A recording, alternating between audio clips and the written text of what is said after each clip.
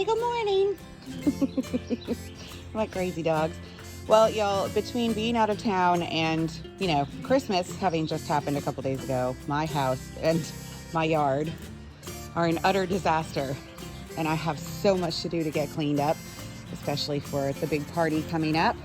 But I can't wait another second. So I am going to start packing my new still full of eucalyptus, some dry and some fresh. And I am going to take you on the journey with me.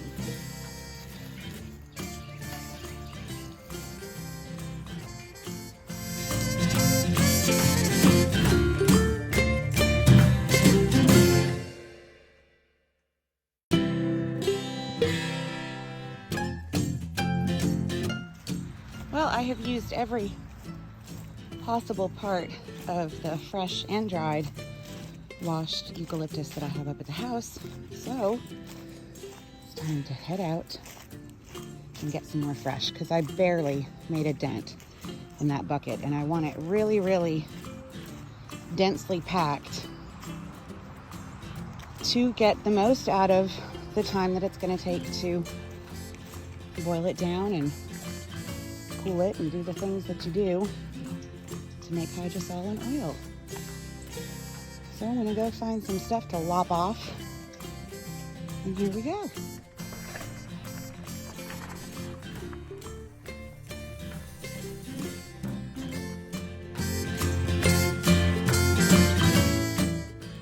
So most of what I just cut down is not considered pretty by conventional standards.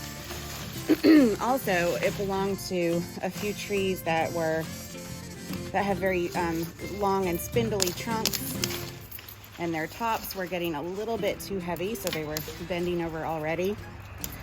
And so really I'm just helping things along a little so that the spring growth can be a little bushier and easier for me to get to, and so the trunk will have a chance to get a little bit thicker and stronger rather than putting all of its energy into growing up. Obviously, or maybe not obviously, but this is not really, these aren't leaves that you would use in flower arrangements. They've got some discoloration. You know, they're just not super pretty, but they are going to make incredible oil. These fresh leaves are definitely taking up a lot more room than that dried stuff that I had on there earlier.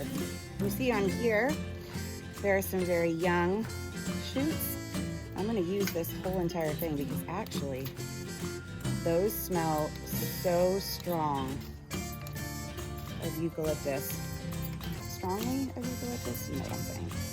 So any of those little shoots that I normally would have just taken off if I were making shower bundles out of them, those little shoots I'm actually going to use because I think it's gonna help strengthen the oil and the hydrosol. All right, go back into fast forward. Won't make you sit through all. All right, I have stripped every leaf from every single twig that I had up here. There are the carcasses. There's Ticker. Okay. And here is what I am left with. So we're just gonna go ahead and do this. I mean, it's pretty full. And I don't know what to expect. I don't know how much we're gonna get out of this, but we're about to find out. Let's go inside.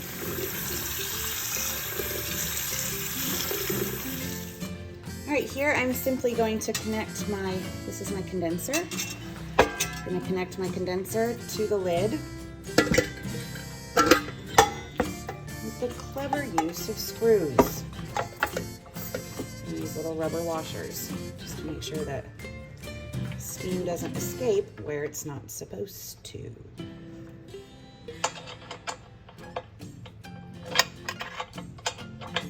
Yep, full-grown adult, righty-tighty, lefty-loosey. Can't ever remember.